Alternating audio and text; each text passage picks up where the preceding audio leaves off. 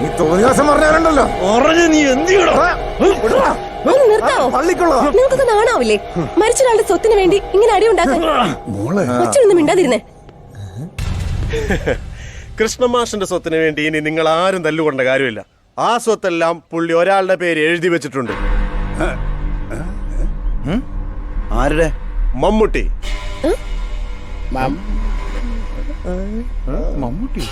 മമ്മൂട്ടിയോ? അങ്ങനെ ഒരാൾ ഇവിടെ ഇല്ലല്ലോ. ഉണ്ട്, മിസ്റ്റർ മമ്മൂട്ടി.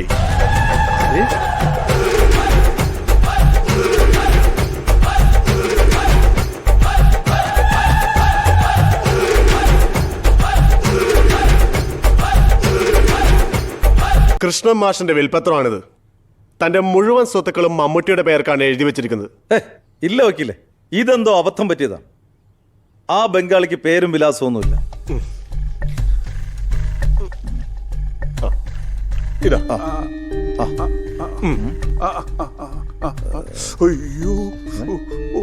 അയ്യോ ശരിയാണല്ലോ. കൃഷ്ണൻ മാഷ് തന്നെയാണ് അയാൾക്ക് ID പ്രൂഫ് എടുത്തു കൊടുത്തത്. നോക്ക്.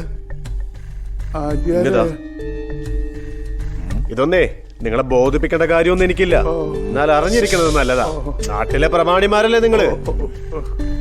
കുറഞ്ഞതൊരു 8 കോടിയുടെ സ്വത്താണ് മാഷ് മമ്മൂട്ടിയുടെ പേർക്ക് എഴുതി വെച്ചിരിക്കുന്നത്. 8 കോടി? അതെ, 8 കോടി. മാഷിന്റെ സ്വത്തല്ല ഈ നാടിന് പുറത്തല്ലേ. ഒരുപാട് ഭൂസ്വത്തുള്ള കുടുംബത്തിലല്ലേ മാഷ് ജനിച്ചത്.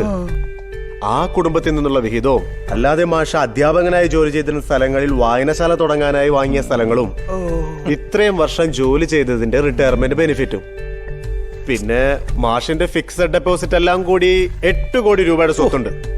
അതുകൊണ്ട് നിങ്ങൾ നിങ്ങളുടെ ആളുകളെയും വിളിച്ചുകൊണ്ട് എത്രയും പെട്ടെന്ന് ഇവിടെ നിന്ന് ഇറങ്ങണം. അയ്യോ, ഇതേ ഒറിജിനൽ ഡോക്യുമെന്റ്സിന്റെ ഫോട്ടോസ്റ്റാറ്റ. നിങ്ങൾ വായിച്ച് ബോധ്യപ്പെട്ട് നാളെ തന്നേച്ചാ മതി. ഓക്കെ? അയ്യോ, എന്താ സംഭവം? വക്കീലെന്താ പറയാത്തത്? ഈ വക്കീലിപ്പോ എവിടെ വന്നു?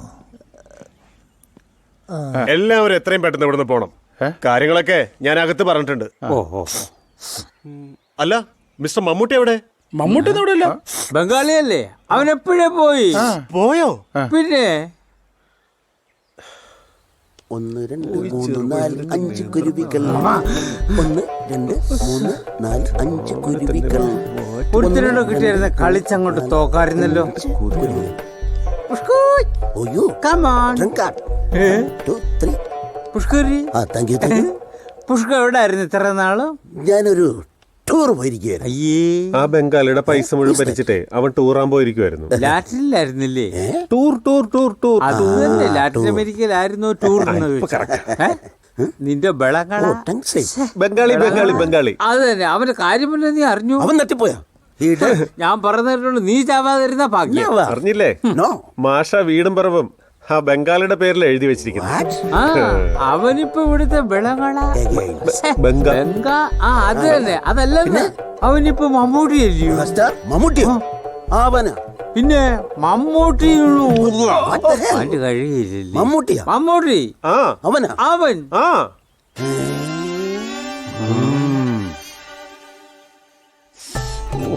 പടച്ചോനെ, ഒരു സമാധാനമില്ലല്ലോ. ഇക്കയിങ്ങളിങ്ങ് വന്ന ഒരു കാര്യം കാണിച്ചുതരാം. കാര്യം പറയണേ. ഒന്നിങ്ങ് വന്നേ, ഒന്ന് വാ. വാന്ന് ഈ കാഴ്ച കണ്ടു കഴിഞ്ഞാൽ നിങ്ങൾ ഞെട്ടും. കണ്ടോ? ഞാനുള്ള കോടിയുടെ കണക്ക് എന്ത് കാണിക്കാം?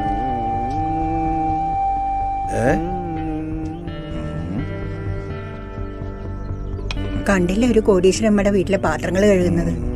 എത്ര കോടിയാ!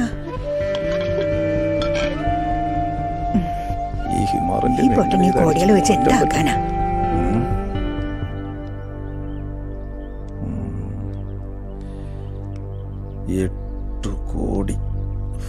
ഇക്ക 8 കോടിന്ന് ബംഗാളിയോട് പറഞ്ഞ 8 കോടിന്നാവും അവൻ കേൾക്കുക.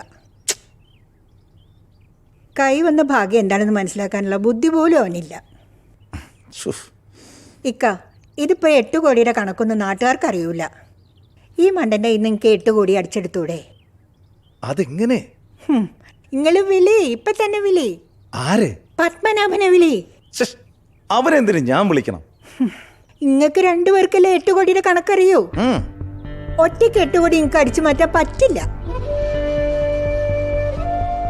ശരിയാ, അവനോടുള്ള ശത്രുതയേക്കാൾ വലുതാണ് 8 കോടി. എന്നാ വിളി.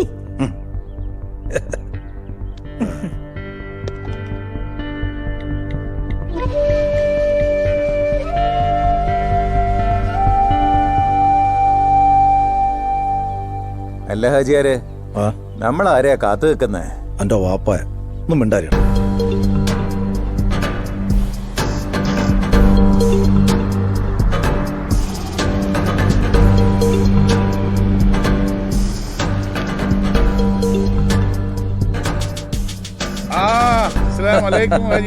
നമസ്കാരം. എന്താ കാണണോന്ന് പറഞ്ഞ? വാ നമുക്ക് മാറി നിന്ന് സംസാരിക്കാം. വാ. ഈ നാറി ഇവിടെ ഉണ്ടായിരുന്നു. ഓ, ഈ പകയനും കൂടെ ഉണ്ടായിരുന്നു.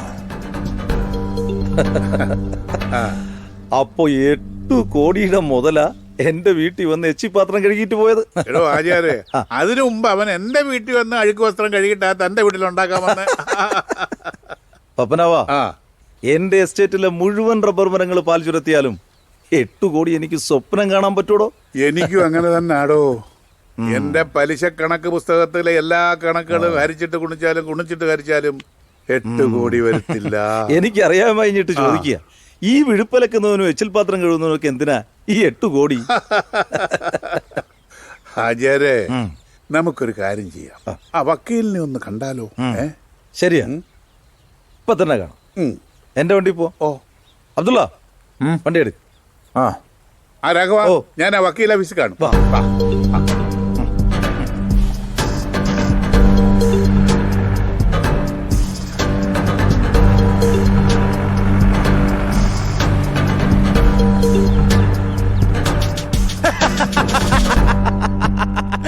എന്റെ കണക്കുകൂട്ടലുകൾ ഒന്നും തെറ്റിയില്ല.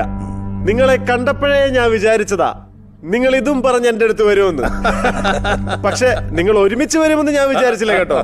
അവിടെയാണ് എന്റെ കണക്കൂട്ടലുകൾ തെറ്റിയത്. അതെ അതെ അതെ. അപ്പോഴേ വക്കീലേ, ഞങ്ങൾ എന്ത് വേണോന്ന് പറഞ്ഞാൽ ചെയ്തു തരാം. ഈ പണം അത് അർഹിക്കുന്നവന്റെ കയ്യിൽ വേണോ എത്താൻ, അല്ലാതെ ഈ എച്ചിൽ പാത്രം കഴുകി നടക്കുന്നവന്റെ കയ്യിലല്ല. ആ ബംഗാളിക്ക് മമ്മൂട്ടി, മിസ്റ്റർ മമ്മൂട്ടി അല്ല വക്കീലേ, അവൻ ബംഗാളിയാ.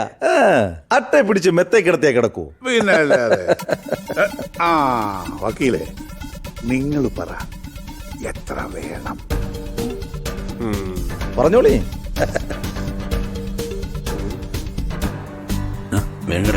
നമ്മൾ എവിടേക്കാ പോണേ മാഷേ? ഒന്ന് വേഗം നടക്കടങ്ങട്ട്. എങ്ങോട്ടാ പോണേ? എത്ര വലിയ കെട്ടിടം. ഇതിന്റെ മുകളിലോ മറ്റായിരുന്നല്ലോ സ്റ്റുഡിയോ. സ്റ്റുഡിയോ എന്ന് വെച്ചാൽ ഫോട്ടോ പിടിക്കുന്ന സ്ഥലമല്ലേ മാഷേ? മുകളിലേക്ക് നോക്കടാ. ലെഫ്റ്റ്. അല്പം കൂടെ എടാ മണ്ട എടുത്തോട്ട്. അല്പം കൂടെ. ചിരിക്കടാ. Okay, ready. ആ മമ്മൂട്ടി ഇവിടെ നോക്കട്ടെ. ദാ പഠിപ്പിച്ചവരെ ഒപ്പിട്ടോ. ഇവിടെ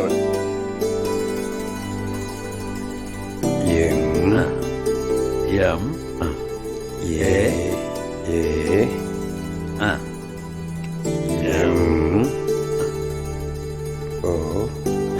അല്ല, ഈ മമ്മൂട്ടി എന്ന പേര് തന്നെ വേണമെന്ന് ആർക്കത്ര നിർബന്ധം? എനിക്കാ.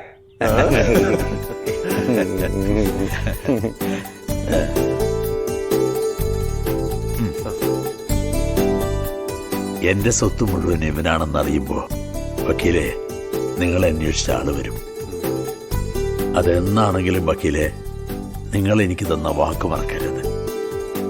ഇതെല്ലാം ഞാൻ ഇവനെ ഏൽപ്പിക്കുന്നത് ഇവന് വേണ്ടി മാത്രമല്ല, ആ നാടിനും കൂടി വേണ്ടിയാ. ആ നാടിനെ കുറിച്ചുള്ള സങ്കല്പങ്ങൾ ഇവനിൽ കൂടി നടപ്പാക്കണം. ഞാൻ നിങ്ങളെ വിശ്വസിച്ചോടെ. തീർച്ചയായും.